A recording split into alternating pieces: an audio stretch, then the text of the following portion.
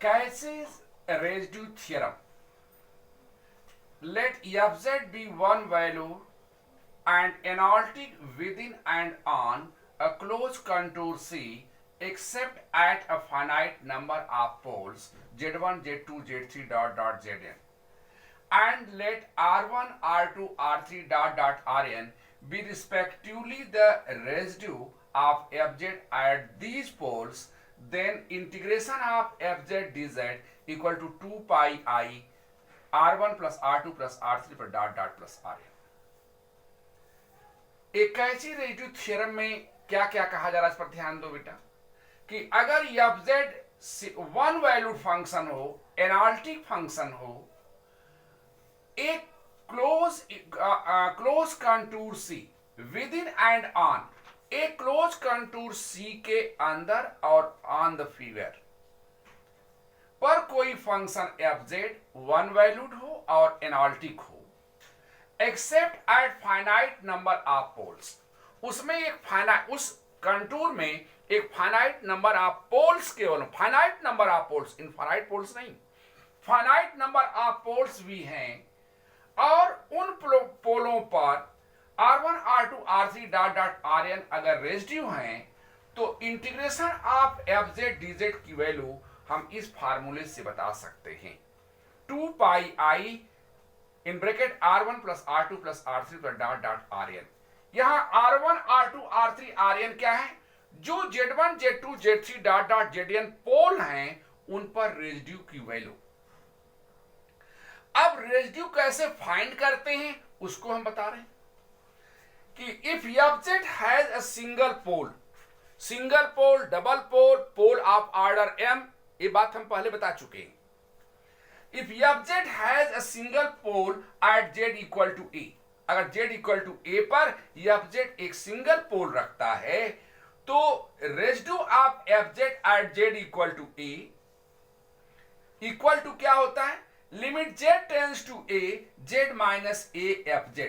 अगर ये single pole है z इक्वल टू a पर तो residue of fz equal to limit z tends to a z minus a fz से find किया जा सकता है. और अगर fz has a pole of order m at z equal to a, z equal to a पर m order का अगर पोल है fz में तो residue of fz is equal to 1 upon factorial m minus 1 limit z tends to a derivative of m minus 1 times bracket में z minus a to power m fz. यानी इससे find किया जाएगा residue. क्योंकि residue निकालने का तरीका हम जानेंगे तभी हम इस थ्योरम का यूज कर पाएंगे. तीसरी केस है कि if fz is of the form given by fz equal to phi z upon psi z where psi at a, a pole है, पोल पर psi a की वैल्यू तो 0 हो जा रही है लेकिन phi a की वैल्यू 0 नहीं हो रही है. तब इस सिंगल पोल fz का z इक्वल टू a पर रेजिड्यू निकालने का तरीका क्या बताया गया? phi a upon psi dash a.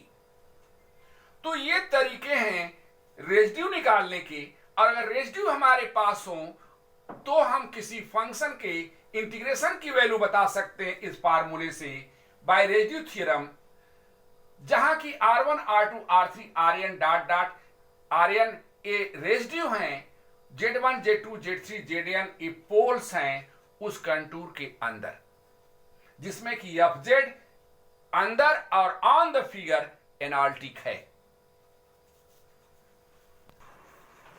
अब जरा इस पर क्वेश्चन देखो बेटा रेजिड्यू थ्योरम पर. Determine the poles of the function fz equal to z square upon z minus 1 का whole square into z plus 2 and residue at each pole. Hence evaluate integration of z square upon z minus 1 का whole square into z plus 2 dz where c is mod of z equal to 3. यहां पहले पोल की बात, पहले उन्होंने पोल पूछा, determine the पोल. पोल किसे कहते हैं बेटा? पोल वह पॉइंट है जिस पर फंक्शन अनडिफाइंड हो जाता है. ये डिफिनेशन में नोट भी कराया है. तो तो ये function F Z Z equal to 1 पर और जेड इक्वल टू -2 पर दोनों पर ए अनडिफाइंड हो जाएगा। जेड इक्वल टू 1 की वैल्यू यहां होल स्क्वायर है, इसलिए डबल पोल कहा जाएगा, क्योंकि Z equal to 1 Z equal to 1 दो बार वैल्यू मिलेगी, तो ये डबल पोल कहा जाता है। और यहां जेड इक्वल टू -2 ये सिंपल पोल है, क्योंकि एक ही वैल्यू एक ही बार वैल्यू मिल रही है। तो ये लिखा गया कि since F Z has a pole of order 2 at Z equal to 1, Z equal to 1 पर वो जेड के लिए 1 रखेंगे तो ये दो बार इस दो वैल्यू मिलेगी ना। तो इस जेड इक्वल टू 1 एक पोल है इस फंक्शन का सेकेंड ऑर्डर का, और जेड इक्वल टू -2 यह पोल है इस फंक्शन का सिंपल पोल या सिंगल ऑर्डर का कह सकते हैं। अब रेसिड्यू इस पर कैसे फाइंड करते हैं, अभी हमने 5 मिनट पहले बताया आपको कि अगर सिंगल पोल है सिंपल पोल है तो रेसिड्यू कैसे फाइंड करते हैं, और अगर एम ऑर्डर का पोल होता है तो कैसे फाइंड करते हैं, अभी हमने बताया है इसके जस्ट पहले। तो यहां जेड इक्वल टू 1 एक ऐसा पोल है, सेकेंड ऑर्डर का पोल है, तो इसमें फार्मूला हम यूज करेंगे जिसमें एम ऑर्डर का यूज लिखा गया है।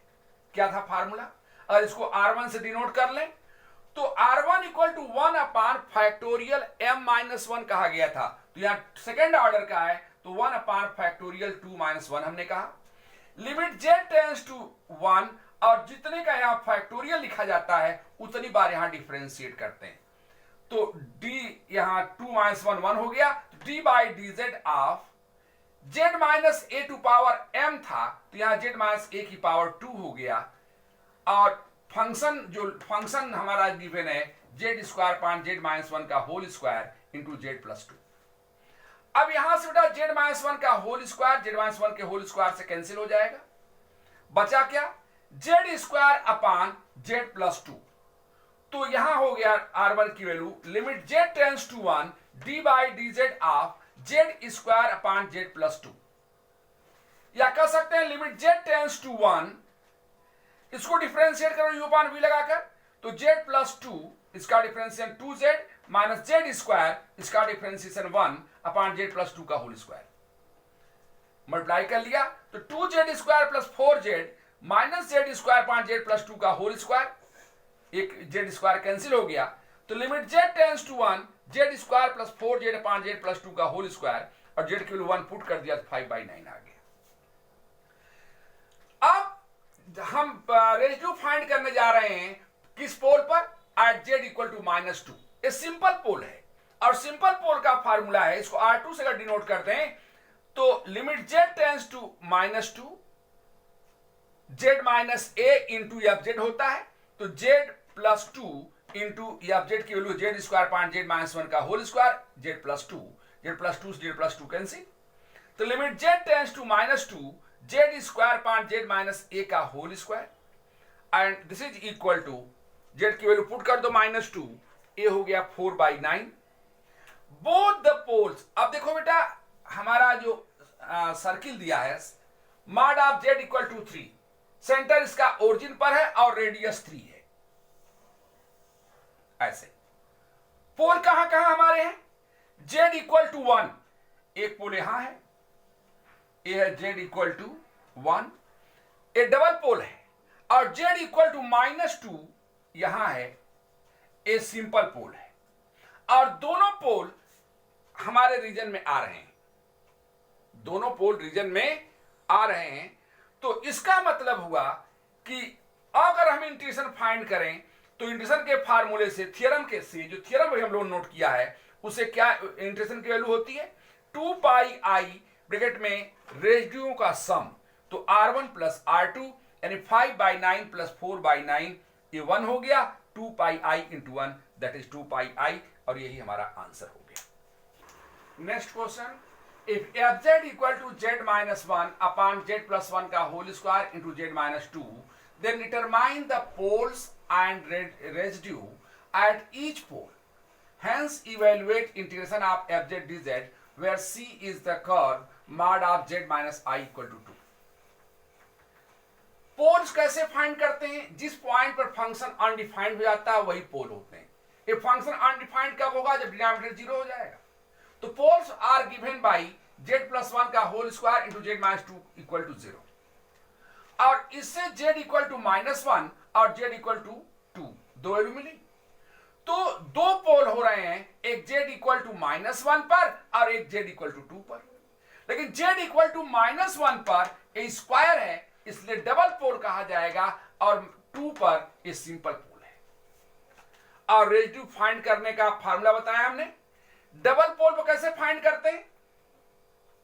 उसे मान लो इसे हमने residue at z equal to -1 is given by, हम नाम इसका r1 रख दिया, तो 1 अपॉन फैक्टोरियल m-1 होता है। तो यहां 2 ऑर्डर है, तो 2 - 1 limit z tends to -1 d by dz of जितना है, जितना यहां नंबर आता है उतनी बार डिफरेंशिएट करते हैं।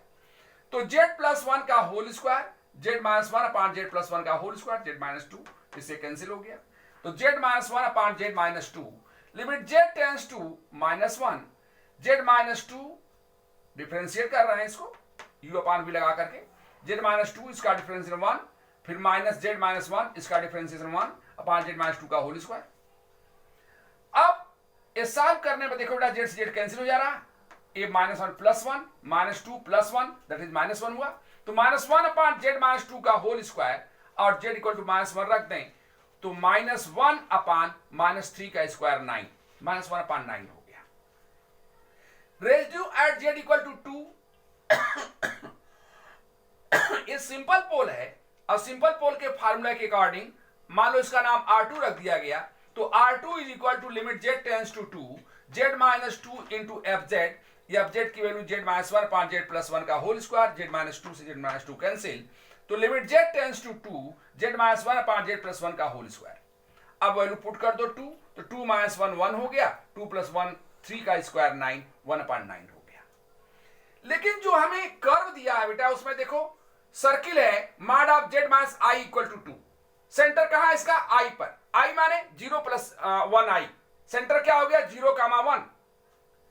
तो 0, 1 ये पॉइंट है, यहां इसका सर्किल का सेंटर है, और रेडियस इन्होंने 2 दे रखा है, तो यहां से 2 रेडियस लेकर हमने सर्किल बना दिया। अब इस सर्किल में जो दोनों पोल हमारे हैं, एक पोल है z इक्वल टू -1 और दूसरा पोल है z equal to 2।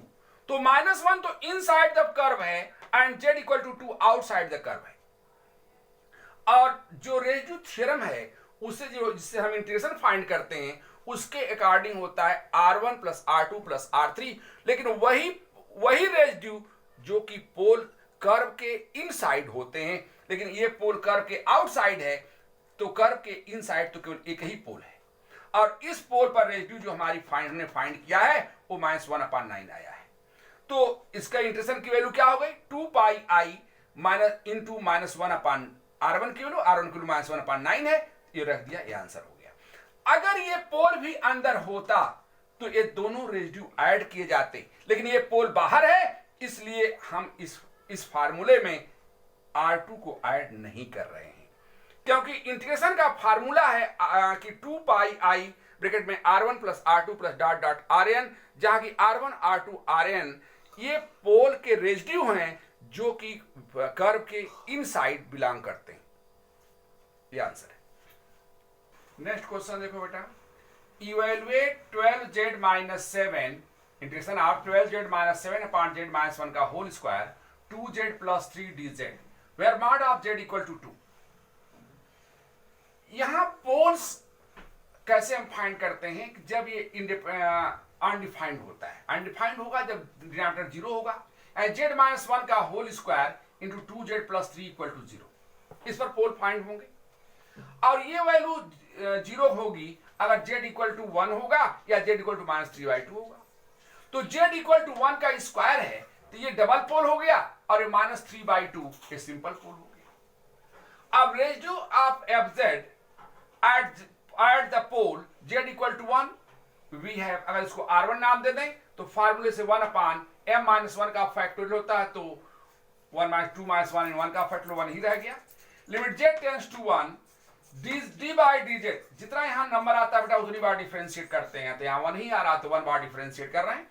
Z minus a का whole square into f z 12 z minus 7 upon z minus a का होल स्क्वायर 2 जेड प्लस 3, इससे कैंसिल हो गया 12 z minus 7 upon 2 z plus 3।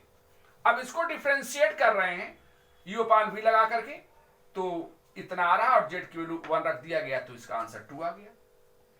Residue of f z at the pole z equal to minus 3/2 is R2 नाम दे दिया हमने। Limit z tends to minus 3/2 a simple pole है, तो ये होता है z minus a into f z. तो z माइनस a हो गया z प्लस 3/2 और एफ जेड ये हो गया। अब देखो बेटा यहां से अगर हम 2 कॉमन ले लें तो ये z प्लस 3/2 होगा, जो कि इसको कैंसिल कर देगा। वो हमने 2 कॉमन ले लिया और इसको इससे कैंसिल कर दिया, तो 12z minus 7 upon z minus 1 का होल स्क्वायर आ रहा। a 1/2 को बाहर कर दिया और z की वैल्यू यहां पुट कर लिया, तो सॉल्व करें -2 आ रहा। तो रेजिड्यू थ्योरम से दोनों पोल इस सर्किल के हमारे अंदर आ रहे हैं, तो रेजिड्यू थ्योरम से हम कह सकते हैं कि इसके इंटीग्रेशन की वैल्यू 2 पाई आई ब्रैकेट में r1 प्लस r2। r1 की वैल्यू 2i है और r2 की वैल्यू -2i है, तो r1 प्लस r2 ऐड किया तो 0 हो गया, पूरी वैल्यू 0 आ गई। Next question, evaluate integration of z minus 3 upon z square plus 2z plus 5 dz where C यानी circle is mod of z plus 1 minus I equal to 2. Also find residue at the poles. Poles of the fz are given by, इससे देखते हैं बेटा ये 4 question हो चुके। तो z square plus 2z plus 5 equal to 0, तो इसका फैक्टर तो नहीं हो रहा है, तो हम फाइंड कर लें सीधा 4 से। क्या होता है minus b plus minus b under root b square minus 4ac upon 2a, उसे फाइंड कर लो इसे। तो z equal to -1 plus 2i और -1 माइनस 2i आ रहा। तो ये दोनों पोल सिंपल पोल हैं, तो रेजिड्यू पर हम फाइंड कर सकते हैं सिंपल पोल वाले रेजिड्यू वाले फार्मूले से। मान लो इसको पहले -1 प्लस 2i को हम r1 कह दें, तो r1 equal to limit z tends to -1 plus 2i bracket में z plus 1 minus 2i, z है z minus 3 upon z plus 1 minus 2i, z plus 1 plus 2i। इसका फैक्टर लिख दिया हमने दोनों, ये फैक्टर से कैंसिल हो गया, तो z minus 3 upon z plus 1 plus 2i ये बचा। अब बेटा z की वैल्यू पुट कर दिया हमने, तो सॉल्व करने पर i माइनस 2 अपॉन 2i आ रहा है। Residue at the pole z equal to -1 minus 2i, we have इसका नाम हमने r2 रख दिया। Limit z tends to -1 minus 2i z plus 1 plus 2i into f z की value z minus 3 upon z plus 1 plus 2i, z plus 1 minus 2i, इससे bracket ए part cancel हो गया। अब इसमें हमने z की वैल्यू पुट किया, तो i प्लस 2 अपॉन 2i आ रहा। लेकिन जो सर्किल हमें दी गई है इसका सेंटर कहां है बेटा? -1 प्लस i पर, -1 प्लस i पर। ए हम यहां बना देंगे इसे फिगर, तो -1 प्लस i, तो -1 और प्लस 1, ये पॉइंट कहीं यहां हुआ, और इससे सर्किल बनेगी तो ऐसे बनेगी। इसमें एक पॉइंट तो हमें मिलेगा, कौन? -1 प्लस 2i, -1 प्लस 2i इसमें आएगा, लेकिन दूसरा जो पोल है वो इसके अंदर नहीं आ रहा है। तो इस तरह जब हम रेजिड्यू थ्योरम को यूज करेंगे तो पोल में ये कहीं केवल r1 की वैल्यू हमें मिल रही है, तो integration of f Z D Z is equal 2 pi I into r1 की वैल्यू आई है i माइनस 2 अपॉन 2i। अब 2i से 2i कैंसिल, तो पाई ब्रैकेट में i माइनस 2, ये आंसर हो गया। तो इस आज के चारों क्वेश्चन जो हमने बताया उसमें बार बार यही 3 चीज पूछी जा रही हैं कि हमें पोल फाइंड करना, पोल पर रेजिड्यू फाइंड करना और इंटीग्रेशन की वैल्यू फाइंड करना। तो बेटा पोल फाइंड करने के लिए हम क्या करते हैं कि डिनोमिनेटर को 0 से इक्वेट करके जेड की वैल्यू निकालते हैं, वही पोल्स कहे जाते हैं। अगर वो स्क्वायर क्यूब में आएंगे तो उतने ऑर्डर के हो जाएंगे, और अगर सिंपल लीनियर फैक्टर आएगा तो उससे जो जेड की वैल्यू आएगी वह सिंपल पोल कही जाएगी। और सिंपल पोल पर या किसी ऑर्डर के किसी पोल पर रेजिड्यू वैल्यू फाइंड करने का हमने फार्मूला नोट कराया है। उसमें वैल्यू रख करके हम रेजिड्यू सिंपल पोल की फाइंड कर सकते हैं या किसी ऑर्डर की रेजिड्यू फाइंड कर सकते हैं।